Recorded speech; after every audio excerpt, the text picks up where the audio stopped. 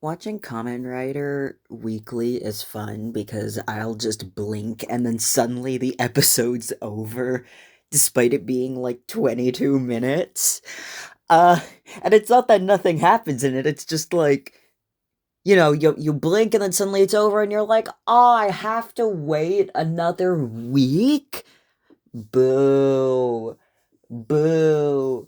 I jokingly boo there, but I do love weekly episodes. I've missed weekly episodes in Western television so much. Uh, but anyway, my gripes with the current standard of TV aside, uh first of all, I fucking called it. I literally called that the crow nightmare the would represent the nightmare of falling. Like I guessed it back when we first saw the Crow Nightmare in the preview for the preview during episode 3. I fucking guessed that it would be a fear of falling. And then in like last week's video I was saying like, oh, maybe it is just a crow themed nightmare and I'm looking too much into it. But no, no, I was correct. It was a fear of falling. It absolutely was. I win. But that was figuring that out was super fun cuz um I like that the main fear wasn't necessarily around like, the whole presumed don't want to be married, loving someone rather than the person you have an arranged marriage to. Like, I'm happy that that didn't turn out in that direction because I don't know, it's just nice to see a different plot line than the typical, best friend is really the one who loves you in that regard. And it's nice to see that both men in the equation, her husband and her childhood friend, that they're both like super chill about it. Like her husband was like, "Oh shit, you had a really bad nightmare about falling? Well, don't worry. We don't have to fly to go to our honeymoon anymore because I don't want you to be worried." And then her childhood friend being like, "Hey, as long as she's happy, I'm happy." Like, good on them. Good on them for being super cool and normal about that. You love to see it. Speaking of things that happened in episode previews that are now currently happening in the episode itself, or however the hell you want to word that, Fujibi and Nasuka, yeah, they did find Code's headquarters.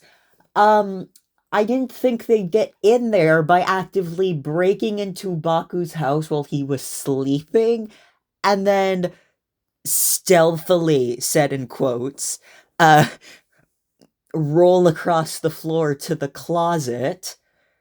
Like, I don't know what the plan was there. I love that.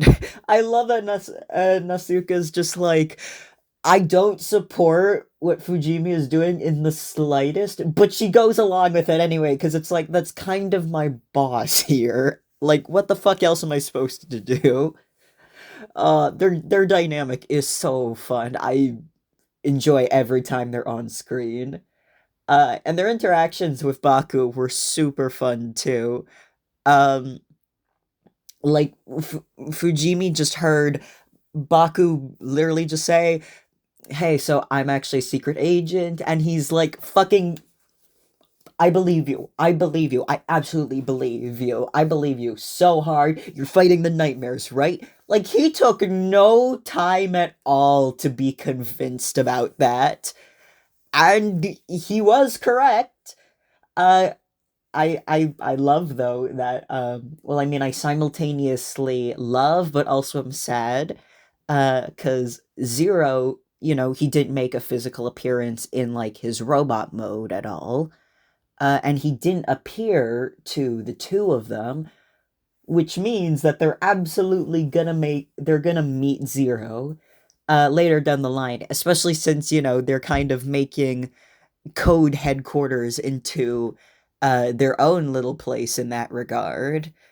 Um, and I mean, I just love how they're already like, okay, you work in dreams, we work out here, we work together now.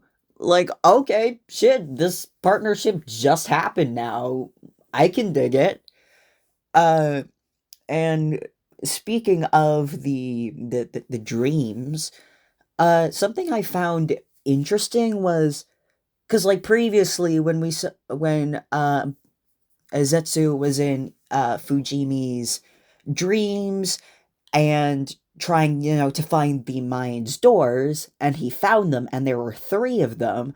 I expected that would be three chances, but at the tree, there were only two doors there.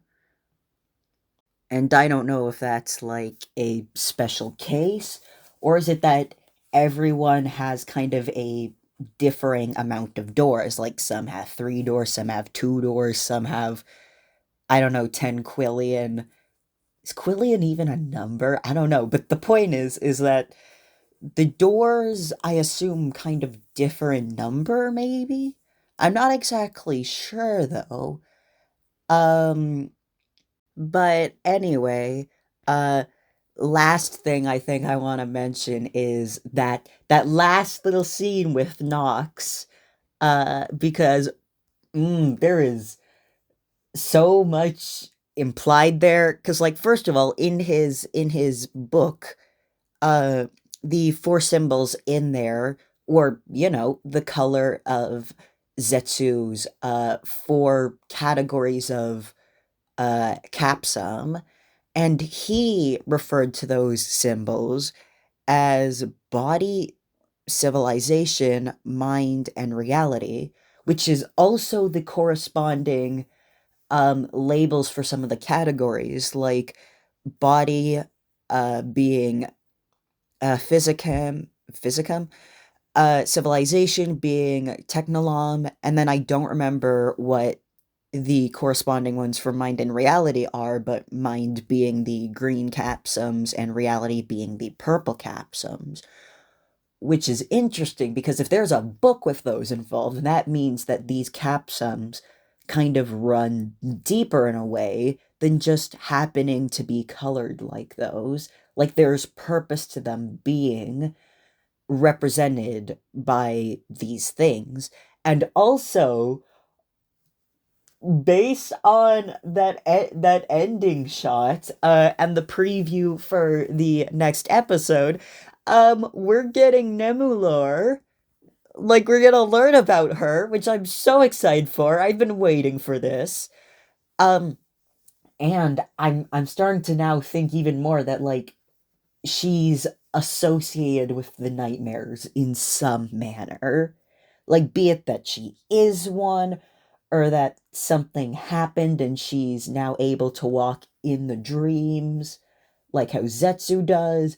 Because we don't know anything about her just based on kind of like outward description and such. Like, we know that she's a celebrity, but it's never mentioned anything like that personal about her. Like, it's not even that like she has particular ads that she does, or like her kind of ad campaign is one thing.